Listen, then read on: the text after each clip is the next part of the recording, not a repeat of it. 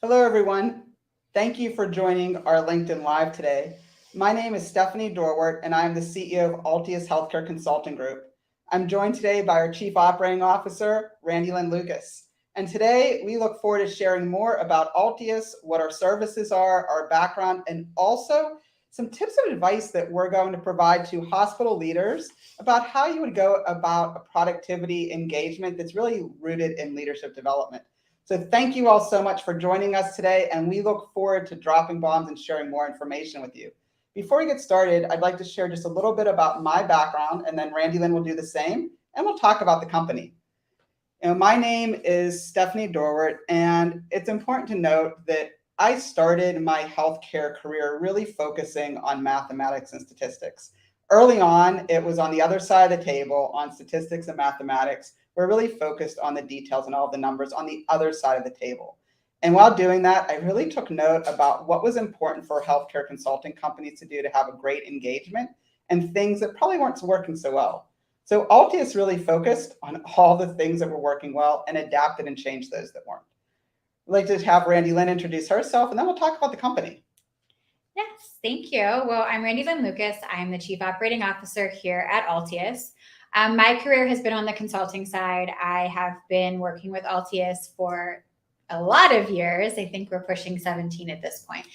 And my focus has always been really working with our clients, the managers, the directors, to partner with them to help them grow in their journey with productivity. So whether that is educating them on what is productivity or helping them understand their island efficiency reports, which we'll talk about later in our discussion today.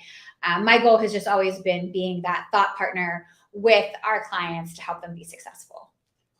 And, really building on the thought partnerships, Altius really focuses on transforming our clients. And we do it by improving the financial and operational performance of our healthcare clients. And we do it in a way that's a little bit different. Randy Lynn, can you talk a little bit about what our philosophy is and, really what separates Altius from all the other companies that are out there that may be doing similar services? Well, I think, when I really get to the root of our foundation and who we are, we look at workforce optimization and productivity as truly a collaboration and a commitment to bringing together the patient satisfaction, employee engagement, and financial and operational improvement. And you can't do one without focusing on the other. So it has to bring everything together. When you're doing workforce optimization, you've got a root in all of that collaboration and commitment to those things. And it's really about having the right person in the right place, performing the right task for the right outcome. And you hear us say that all the time. I'm sure our clients have heard it over and over again. We say it to each other all the time, right person, right place, right outcome. And I think that that's really what makes the difference, is just focusing on that as opposed to maybe an aggressive approach around productivity and workforce optimization. I 100% agree. And while I continue on what Randy Lynn mentioned, I'd love to hear from our audience, where are you located in the United States or the world? And, what type of organization are you working from? It's always great to be a little bit interactive. And building off of, what you mentioned about being rooted in education, right now within the healthcare industry, we're seeing a lot of turnover, and there's a lot of discussion of burnout, a lot of discussion about the need for, leadership development and more of an appropriate approach to how we train our leaders. 30% of the healthcare workers, are turning over, 30% of the management ranks turn over every year. What do we do to really provide that leadership development component within our core service, and how does that complement our productivity services? Wow, so that's a great question, because I think we do a lot of things that are rooted in education and that leadership development. Because when you start workforce optimization or you start productivity, you have everybody coming at it from a different level, a different understanding, a different knowledge base. And so bringing everybody back to the basics, I think, is the very first step that we take when it comes to education. And really teaching what is productivity, what are the calculations, what are the definitions. So everybody's hearing the same thing. Everybody understands the same math behind all of it, because productivity is intimidating.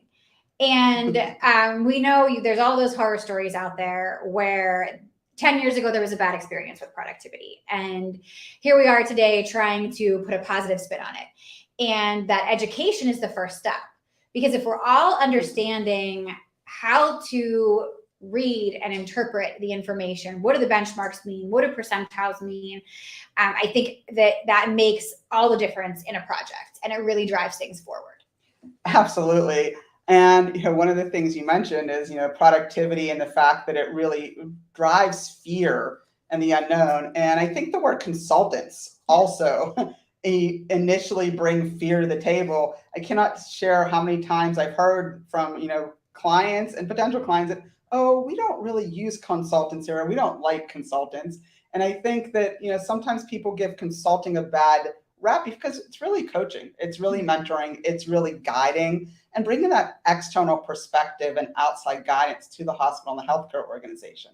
So let's talk a little bit more about all of the services that we offer. And I'm going to start by really sharing that we do operational and organizational assessments, and that's really one of our hallmark services. And we do it from the lens of looking at everything. So one of our core areas that we focus on is diving into what all of our clients are doing in all areas of their hospital. And sometimes this is because organizations know that they're struggling financially. Other times it's because they're doing well and they just want to do better. Can you share a little bit about what makes our assessment process different and how we're unique in the space? And what are some of the core things that we do with our managers and our leadership teams that might separate us? Okay, so I think there's several different things that I would say set us apart or make us just a little bit unique, that added value through our assessment process. And one of those is that we're looking at everything, nuts to bolts, the entire organization, every department, whether you're a one-person department that's managing foundation, or you are, the director of an entire service line. We're looking at every single department across the organization, and that starts with a couple of ways that we get to know the organization, and that's really what it is. It's getting to know the organization and understanding the culture, understanding the challenges, the barriers, what's going really well. Our assessment starts with partnering qualitative and quantitative information.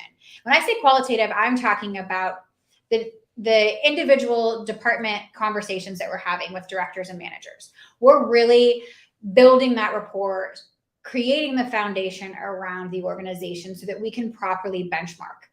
And we do individual surveys for every department. We do individual meetings with every director and every manager. We meet with senior leadership. We take all that information and use that to pair it with the data. And we can't just look at numbers and we can't just hear those conversations. We have to bring the two together. And that's really what builds out that assessment and makes it a very, very strong roadmap for senior leadership to look at and say, where do we need to go from here? Here's where we are, but now where do we need to go? And I think one of the things that I want to build upon that you mentioned is the fact that we pair the qualitative with the quantitative, because that is extremely important when you're working through. It's not just about the numbers, it's also about what's actually happening at that individual facility. And one of the things I'm sure that many of you, especially if you've worked in a hospital leadership or healthcare leadership role and have had a benchmarking process in place, have heard is, we're different. That facility is not like us. We do things a little bit differently, and that's not going to work here. And really, I think what our process does is it cures terminal uniqueness. Because what we really focus on is the fact that, yes, you are going to be similar to other organizations. Yes, you are going to be different, but there are also similarities that work through there. And through our qualitative process, we really understand what does make you unique, but then more importantly, dive into what is your potential. What are other organizations doing that you can grow from and that you can learn from? And what are their best practices that may be appropriate and applied to your actual facility, your organization? Absolutely. It's opening that dialogue and, opening our thoughts and brainstorming around what can we use from other organizations? What can we use from best practice? Because if we just continue to do things the same way, we're never going to grow. We're never going to change. We're never going to evolve. And we may not be as successful as we could be if we were open to change. Yes. And I think it's also, the focus that we always really look inside the organization and determine what's the next best move that they should take that's really specific to their environment, specific to their leaders, because we're meeting everyone where they are. Mhm. Every single hospital is coming to the engagement from a unique space and time and needs to adjust from there. Yes, I think we have a question. We do have a question. So Okay. how does Altius get past the office space effect, assuming the organization is bringing consultants to eliminate the staff?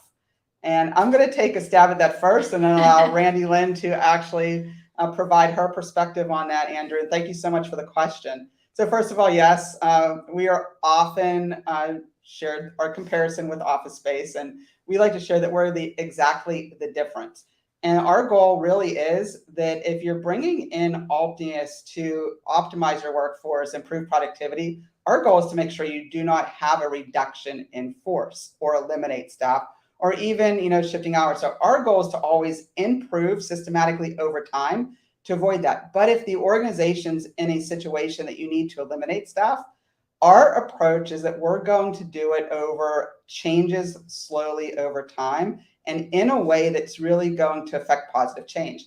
Are there operations that can be automated? Are there areas that we can reduce steps that aren't necessarily or eliminate steps? And are there places that we can actually change the process to make it easier for the staff to actually promote and do the care? And I think it's a natural concern, right? Consultants are coming in, productivity consultants are coming in, and there's a natural concern around that layoff or eliminating staff. And I think it all starts with communication and being open and upfront with the directors and the managers when we start. And that comes from senior leadership. And senior leadership needs to introduce the project in a really strong way and an honest way. And if it's that you're bringing us in so that we can be proactive because we want to plan for the future, okay, that's why we're here. If we have financial challenges, if we need to make difficult decisions, and in order to have success for the organization, financial stability, well, then we need to be honest about that as well.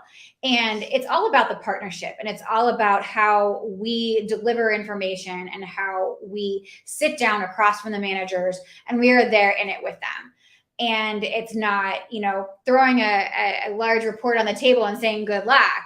It's we're here to help you. And I think that is what eases some of those concerns and really builds a great relationship with our clients, is that we are here to help and we're here to support you, and come to us with your concerns and share your fears around it, because we're going to help with alleviating some of that, or at least giving you a comfort level with why we have to do what we're doing. And I think finally, transparency is so absolutely important. You need to be transparent about what you're doing and what the process is. And by being transparent about what the outcomes are going to be, it really promotes that collaboration and builds an accountability structure that really helps to hold everyone within the organization to the same outcomes. And that accountability structure is a great segue for us to talk about another one of our key services, which is really the biweekly reports, and as well as the ION efficiency reports. Because a lot of times you can have a consulting engagement, you can get the great operational assessment and the binder with the report, and it's dropped on the desk, or you're given targets and benchmarks, but no one's actually working on holding anyone accountable to those targets. So you have numbers, but you're not achieving them. You might not be moving forward with them, but you also don't have an accountability system to work with the managers. So can we talk a little bit, Randy Lynn, about what separates our reports, and what are some of the key features our clients tell us, or that you really like about our reporting process? Oh, I like a lot about our reporting process. But our ION efficiency reports, so I look at them as a single stop, one place you need to go to for all of the information on your productivity. So it's not just going to tell you how you did in that biweekly pay period, that time period. It's going to tell you how you're doing year to date, how you're trending over 13 pays. It's going to show you how you compare to your peers. So it includes that external peer group, those percentiles, your median, your better performing, your best practice percentiles are all on there for you. You have overtime, you have your budget, you have agency. We could even break it down and show you education and orientation. And that's the beauty of it. The ION reports are customizable to meet your needs. So if you want to see non-productive percent, we'll show you non-productive percent. If you want to see agency hours and agency percent, we'll show you that. So we can really create a report that is as meaningful as it can be and impactful for the individual managers who's going to receive them. And it's really helpful to have all of that in one place, right? Because you don't have to go find your budget over here. You have to don't go find your agency hours over here. Everything is right there for you to make a decision. And I think that that's why they are so well received across the organization. Is it's a lot of information, but it's a lot of great information to help with decision making. And a few other things that I think have really made them extremely impactful to our clients and to the organizations that we serve is, number one, you can get the information anywhere you are. So the reports are pushed out bi-weekly, and you can access them on your phone, you can access them on your tablet, whatever you're actually in the process of doing is really important. But we've also added some proactive tools through Catalyst, which is our on-site website. And those proactive tools allow you to actually understand, what the changes might be doing as you're cutting it. So say, for example, you have a surgeon coming on board and you know that they're starting in 6 months. What staff do you need to support that particular service line, not only in the medical office, but in radiology, in laboratory, in all of those areas to really support the growth of that practice? And what should be the timing of that? Because a lot of times we know something is happening. We know the date and time, we know it's occurring, but yet we don't necessarily prepare to bring on that staff, orient them, and build their training skills before it actually occurs. And I think one thing that tool also does that I find to be a really great feature is that it shows you your capacity. So our initial reaction to growth, our initial reaction is to a new surgeon coming on board is wanting more staff, obviously, because there's going to be more volume. There's a new surgeon, but that tool actually shows you if and when you need more staff. What is your capacity to take on more volume right now? And I think that's an interesting part of that tool because it definitely shows the manager, okay, let's pause here for a minute on hiring. Maybe that's a past practice that we would do, and let's see how much our staff can handle with additional volume. Yes, and one of the areas too, I think that a lot of times, clients and hospitals struggle with is not just understanding the capacity factor of that, but also understanding the volume part of the benchmarks. One of the tools within the product allows the organizations, the manager to understand, okay, what would it take for me to actually reach best practice with my current staff? How much more volume would I need to reach better performing or even my target? And sometimes what we find, it's only one more patient per day or one more patient per week. And by providing that information, it makes it so much easier to understand the small changes that can occur over time to produce big results. Yeah, absolutely. And I think that's a really good point around our process. And because I think, again, productivity, it's always hours and FTEs. That was a great question we got about eliminating staff, but there's a whole other side of the equation. I always say productivity is where, hours and volume come to get married. And if we don't have the volume, how are we going to have the hours to support it? So if we can flip the script a little bit, instead of focusing just on the hours and focus on the volume, then what kind of success can we have? What kind of results can we have? Gained efficiency, improved processes. And it all comes together when you have that balance between your volume and your hours. And I think that brings us to a natural transition of our action planning process, which is really implementation support. And our implementation support involves a lot of conversations and collaboration and discussions with the managers, with the supervisors, directors, and leadership team. And along the lines of influencing positive change, a lot of times organizations look at the target and become overwhelmed, or they have so many things that they're focusing on at one time that nothing actually gets accomplished. So what we have done is really build out an action planning process that's built around 30, 60, 90-day action plans and taking small steps towards that larger goal. Can you talk about some of the positive things that have occurred with our clients around that implementation, and what does that process look like for a hospital? So the implementation process is where we're going to start to dig deep. We're going to really sit down with the managers and the directors, peel back the layers, and understand what can we do today? What can we do next week? What can we do in 30 days? And the whole process is held online through Catalyst, and the senior leaders can access the 30, 60, 90-day plans there, as well as the managers are going to build them out there. But what we start to do is just talk about what's that one small thing that we can do, and how do we implement that, and when are we going to complete it by? So here's accountability coming in, right? So we're asking those managers to write it out and to take those small steps, and they're going to start to gain momentum. And then after those 30 days, they're going to see like, okay, I was able to do that. And so now I'm going to do a little bit more in those 60 days. And I'm going to do a little bit more in those 90, because they start to feel that momentum of success. And when they can see that there wasn't a whole lot of disruption, and by doing small changes over time and letting them build upon each other, you really start to see what you are able to do within your department. It's also about encouraging them to talk to their staff. Sometimes their staff has the answers. And if you go to them and you really sit down and say, what can we do a little bit differently? What drives you crazy? What is something that you want to fix tomorrow? And they really start to work together to outline a very successful 30, 60, 90-day plan. And when everybody is doing it, every single department has a plan, and every department is making those small changes, that's when you start to see the large results. That's when the organization starts to see the impact to the bottom line. They start to see those cost savings coming through because everybody is being held accountable and everybody's moving in the same direction. They understand the common goal, and they're really focused on making it happen.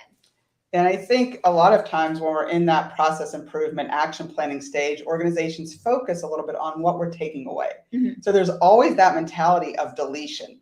And I often, think that sometimes we have to talk about what can we add into the mix to actually pivot things. So it's not necessarily about deleting everything. Maybe adding a 4-hour shift to a nursing unit might help with that midday admission discharge planning process. So we can add someone in there to actually improve things elsewhere. So it's all about those little small things that can happen over time that can really transform the entire culture of that department.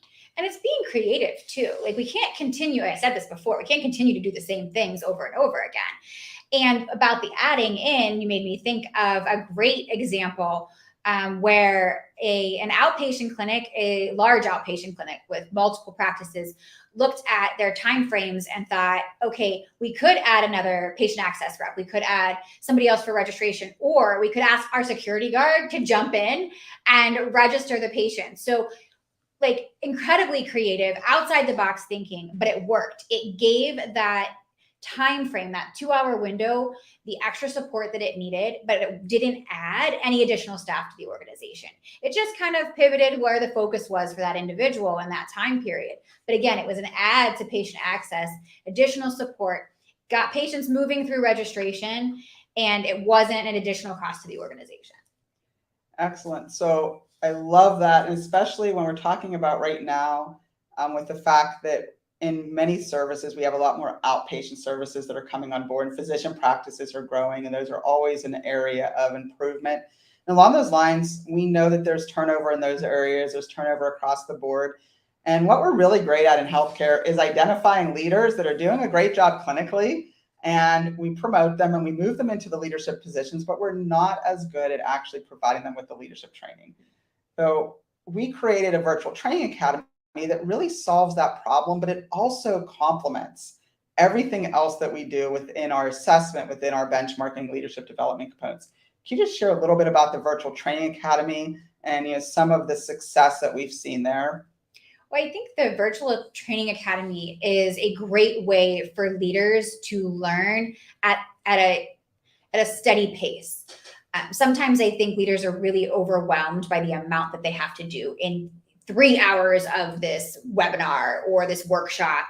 And the virtual training academy, it allows leaders to learn in small segments. It's little bites of learning, and it's focused on the things that leaders need for critical thinking skills, for being the CEO of their department, because ultimately they're running a business. Each and every department within the hospital is its own little unique business, right? With its own culture, its own challenges. So we need to be that executive. We need to be the CEO of our department. We need to be the CFO of our department. We need to understand our workforce. How do we have those difficult conversations? But also, how do you have critical thinking? How do you have strategic thinking?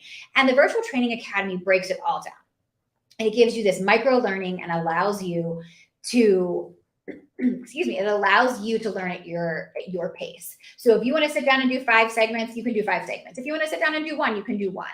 They're about 3 to 5 minutes. There's a quiz to help drive home the message and make sure we're retaining the information that we learned. And I think what ultimately our goal with it was to elevate leaders, to give them the confidence to make difficult decisions, and to do that with the knowledge and the background from education. And traditionally in healthcare, the solution tends to be to provide retreat training or leadership development for our managers. We send them away to 2 to 3 day retreats or even a 1-day retreat. And what we know about that is it's great, provides you access to information, but you're really only going to retain at best 1 to 5% of that information once you leave.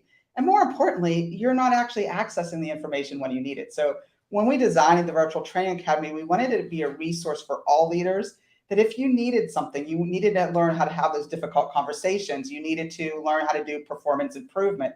What should I do to retain my staff? That you could actually access those segments in real time and complete a certificate process. So also within the VTA, we build out performance improvement certificates that allow you to go in and actually gain that knowledge as well. And you mentioned it being like a good complement to our other services, and thinking about the implementation process. If you're stuck and you can't figure out how to do your 30, 60, 90-day plan, the Virtual Training Academy has change management segments. It has waste management, how to reduce waste. It has all of those segments that can help you get in the right mindset to start to peel back the layers around your department and start to implement change, or just, determine those steps for implementing the change that needs to occur. So next thing I want to really focus in on is that everything we do is that we're really open with that. I think we have a question before we do that. So we don't want to transition away from the Training Academy until we address the next question. So all of our services are rooted in education. So what training opportunities do we specifically offer to healthcare leaders? I think there are a lot of training opportunities that we have. We have a large selection of both group training, which would be segments that can be provided to your individual organization at the organizational level. So half-day retreats, full-day retreats, but we also do 1-hour segments on change management, on productivity. How do you improve your finances? How do you improve operations? What are ways that you can improve communication? But we also have the Virtual Training Academy, which has about 130 different segments. We're launching and moving into strategic planning and finance as well. And as Randy Lynn mentioned, those are 3 to 5 minute segments that are on the Virtual Training Academy, where you can also earn certificates on performance improvement and other areas that complement it. So it's really that comprehensive approach to building out the training system. And within our engagement, so if you engage with us for the full complement of the assessment, implementation, and monitoring, so those are our 3 kind of circular cycle of a project, that is monthly education. And that's really based off of the needs of the organization. And we really map that out with senior leadership based off of what we heard during our qualitative assessment, as well as what the concerns are from the leaders. So every month there's education for the leaders throughout the entire engagement. And again, customized to each individual client. I can't say that anybody's done the same education every month across our clients. So we really try to make sure we're hitting and addressing what each individual client needs from us and our services. And we've also had clients that have tailored the delivery of that to meet their needs and to really complement their orientation platforms as well. So providing, the perspective that they might take on what is our internal compliance process, but then we can actually provide expert information on what does compliance look like outside of your organization and what are best practices. So it allows you to marry that outside perspective with the internal perspective and really advance everything. The next thing we want to talk about really is, what is our value add? Why should someone engage a consulting company? Why should a hospital, healthcare organization, or even a leader hire a coach? What provides that value? And, what do we offer to our clients from our consulting perspective? I think one thing that I really am proud of Altius is that we are really, really just open access, right? Our clients can reach out to us whenever they have a question, however small or large that question is. And our team is right there and ready to help. And I think that kind of like that speed dial approach, right? So it's like Altius is right here on speed dial. I know that there's somebody there on the other end. So our reports aren't generated by necessarily like the computer, the software. I mean, while they are, we still have the support of the consultants and the analysts that are there on the other end of it. So everybody has that direct line to an analyst that is there for them, whoever's receiving their ION reports.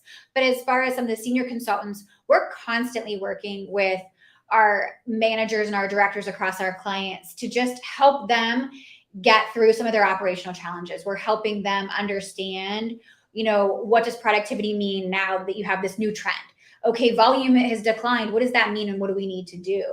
And we really try to encourage them to reach out to us. And I think for me, that's what I'm most proud of, is just how impactful we can be by being available. Yeah, we have had a lot of interactions in various situations, including, preparation before a difficult board meeting, reviews prior to going into meetings with the organization. So we really can be on that speed dial to provide access and answers questions in real time. Along those lines, we have a question. And the question is, for us to share insights and lessons learned from past productivity initiatives and that we may have faced and how hospitals have faced that, and how our approach really overcomes these challenges. And I'll start by saying, first off, that typically one of the biggest challenges is from past failed productivity initiatives, past failed benchmarking initiatives, and just past failed consulting engagement. So one of the first challenges that we're overcoming is really negative impressions that people have from the past. And we always say that productivity produces positive results, but you can't have those positive results with that negative attitude. So our approach really starts by building that confidence, building a relationship with the organization, and really developing trust. And we do that by breaking down barriers. So we do that by being transparent and sharing information. So that's the biggest challenge. And we overcome it by simply providing the truth and doing it with integrity, of sharing past experiences and best practices. Yeah, absolutely. And I think communication and just being open and honest. I think sometimes there was this kind of secretive nature around productivity. Who are those consultants and what are they doing here? And what are we going to talk about? And I think that open communication and just being upfront and saying, this is why they're here. And I know I mentioned this earlier, but if we're here because we're being proactive, then great, that's why we're here. If we're here because we need to make difficult decisions and we need to improve finances, okay, well, then that's why we're here. And we all need to be aware of that. And we can't necessarily sugarcoat it or hide from it. And I think that's where we've seen challenges in the past, is where we come in and there's no introduction to us. There's no senior leadership backing. And we're kind of out there just delivering a message that is one that needs to come from senior leadership first. And we can support that message and we can help achieve the goals. But senior leadership needs to be in front of the project and they need to own it. And they need to be, again, upfront and honest around, the reason why we're here. I think when we're in engagements and we're providing benchmarks, there's always an emotional response to the data. There's always a reaction of some type to either our recommendations or the data that's in the report. So that's another challenge that we have to overcome. And when you're talking about those emotional responses, I think it's important to, always recognize that benchmarks and reports and all that, it's just data. And data at its heart is feedback. And it's what we do with that feedback and what we do with those numbers that are important. And from that, the approach is really coming at it from a positive approach, because we're there to help and we're there to partner. And as we develop out that partnership approach and that collaboration approach, and we're customizing everything that we do to meet your needs, to meet the needs of our clients, to meet the needs of your department, that really takes on a different attitude, because now we're in this together. And we're working to improve, and we're working to improve the patient experience to, improve the quality and improve the outcomes, because what gets measured gets managed. And one of the things that often is thrown around is, well, we can't do productivity because we're concerned about quality. The main reason you should have a productivity engagement or optimize your workforce is because you are concerned about quality, because they will improve together and at the same time. I think that's what's difficult about productivity in healthcare, is because we are so emotionally invested in the success, the quality, the patient satisfaction, employee engagement. I think that's why sometimes we see a little bit of that defensive nature that comes with productivity, where there's that emotional response, I'm going to be defensive. And I think when we look at the value that we add, is that we are really great at listening and allowing that emotional response to occur, and then taking a step back, acknowledging the fear or acknowledging the frustration, and then working through it.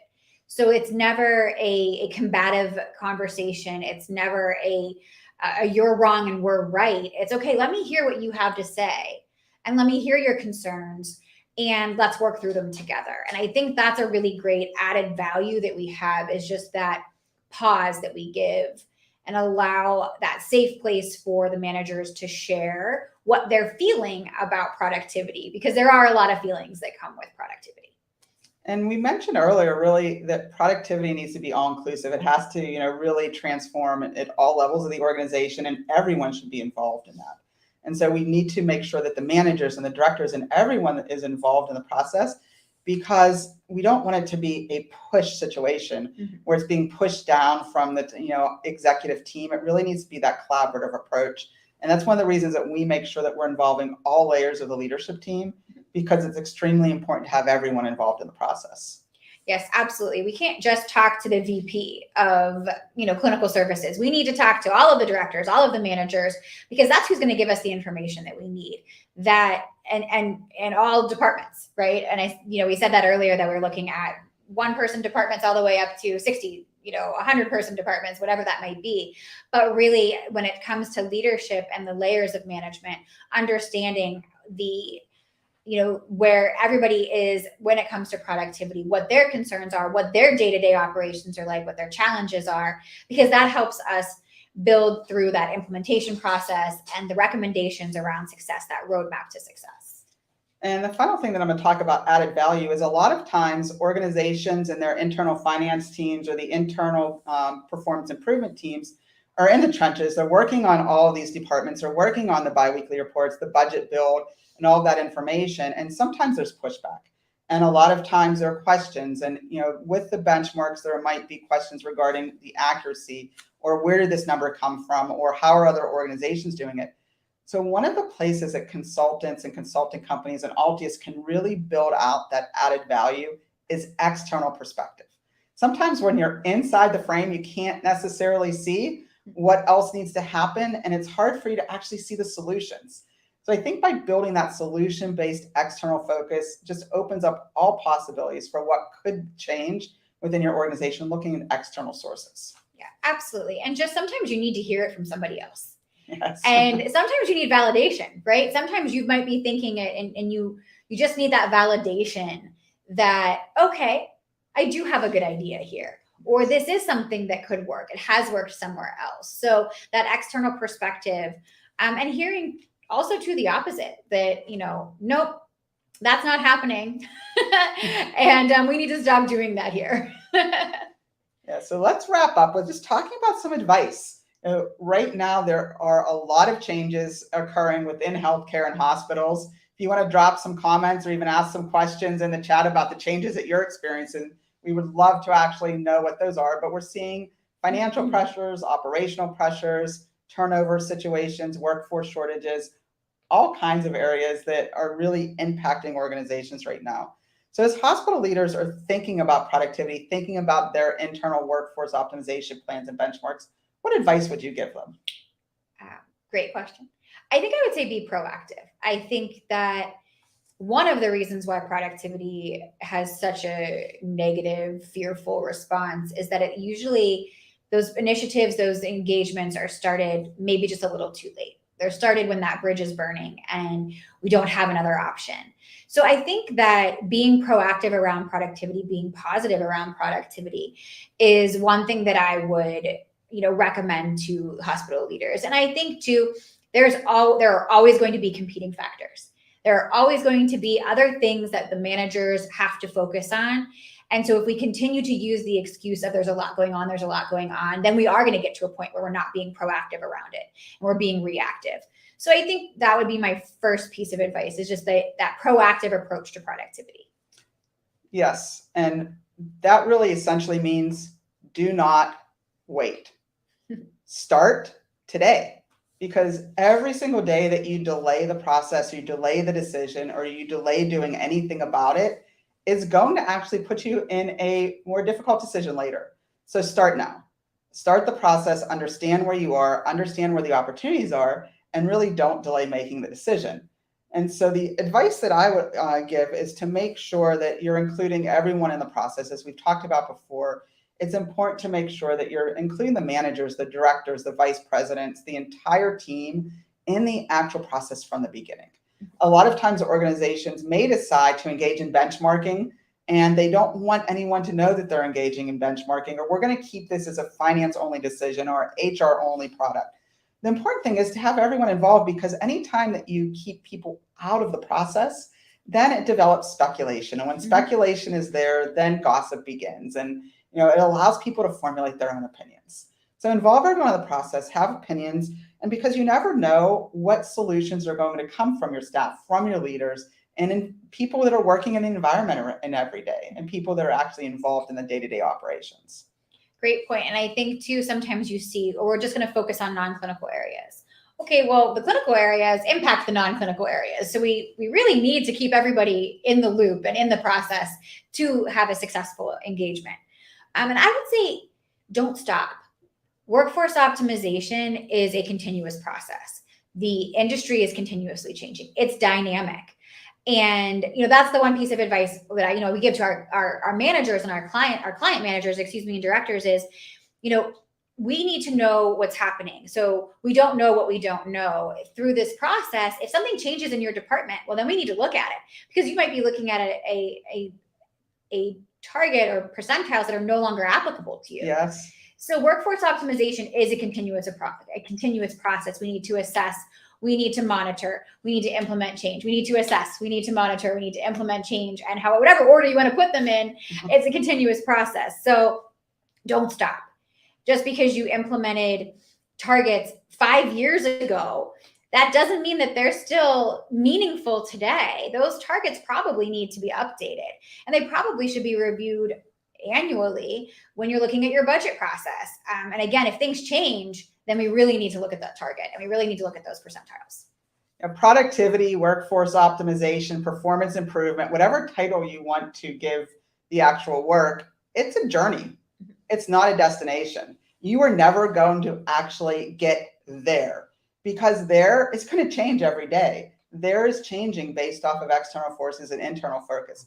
But if we focus on making small, continuous changes over time and improving processes and improving performance, what we can guarantee that the organization is going to be better off tomorrow than it is in this right now, in this snapshot of time. So just that continuous improvement. And it's a journey. It's not a destination. And we can all just do a little bit better and make the next best move. Along those lines, the next advice that we'd like to give is that it's progress, not perfection. All of us in healthcare tend to be very data oriented, and we may have a little bit of a perfectionism issue, meaning that we're dealing with very difficult situations, and being a perfectionist just comes with the nature of that. I would say that most healthcare workers want to be perfect all the time for a lot of really valid reasons. However, that perfectionism often causes us to really ruminate and decide and take a lot of time to make decisions. We set up a meeting to discuss the issue. We set up another meeting to make sure that we heard everything correctly. We then set up a meeting to review solutions. We set up a meeting to discuss solutions. We set up meetings to actually decide on the solution. And then we really then set up other meetings after that. But we never actually make the decision. So once we acknowledge that we have a problem, the next step is we have to actually begin to act on that. And sometimes we want to have 100% of the solution in place, when having 60% of it's probably enough to get started. And we can actually get into the process, get into the situation, and adapt and make change, and allow ourselves a permission to pivot and change if we need to. Yeah, absolutely. I think not letting perfection be a derailer for you. Don't let it derail you from where you're trying to go, right? Because we're all going to learn along the way, and we may need to make minor adjustments. We may need to pivot, and it is okay to try something and say, hey, this didn't work, and we're going to try something else. But if we continue to wait for that 100%, that absolute perfect solution, we're probably not going to make any influence at all, any impact at all. Yes, so small steps over time can have dramatic results when we look at the end outcome. So we've shared a lot of information with everyone. I hope that you have found it valuable. As we mentioned early on, Altius really focuses on transforming the financial and operational improvement of all healthcare organizations and facilities. And we do it by educating and elevating through leadership structures and providing tools. If you haven't followed us in the past, we encourage you to really reach out, follow us on LinkedIn, Facebook, Twitter, and Instagram, and any other platforms. And we're here to provide value and to really provide those solutions. So Randy Lynn, are there any lasting thoughts or anything else you'd like to share with our listeners today? Well, I think from today's conversation, it's pretty clear that Altius is passionate around productivity. It's one of those strange things where we get really excited and we go in with these big smiles on our faces because we're going to influence change and we're going to see results and we're going to impact cost savings. But we truly are passionate about what we do and the support that we give to our clients, the success that they have. I know we get really vested in those journeys and we're here for our clients. So again, I think just the passion that we have around productivity is pretty evident when you get to know the team and our services and our values here at Altius. Yeah, our primary purpose is to ensure that all communities have high levels of access to high quality care and that care is able to be provided at the lowest possible cost. So at the end of the day, we really want to make sure that all communities have a hospital that's thriving and that all the leaders within those hospitals have the information, the knowledge, the skills that they need to actually perform their job at the highest level. So with that, thank you all for joining us. We appreciate your participation today. And please continue to follow us and reach out in the future.